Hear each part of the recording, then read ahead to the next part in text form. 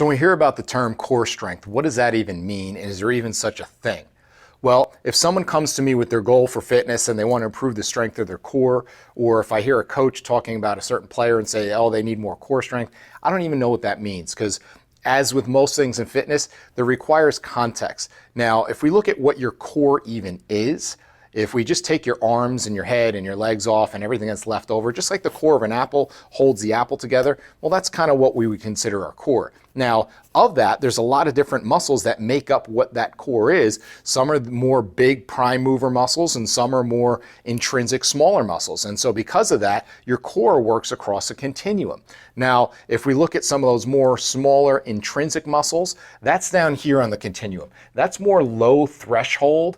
That's where they're going to be doing more reactive control. So if I'm walking, these muscles are kind of going on and off and on and off, and doing anything that is kind of natural athletic or functional movement. On the other side, you have these high threshold type muscles that are more your prime movers, like your rectus abdominis and the ones that we see. They're there for bracing and for when we need to do something really more intense, like lifting. And so if you're doing a deadlift or a front squat or something like that, this is what we want to have here, because we want to hold this steady as we move through, and we want to pretty much keep that all wrapped in tight.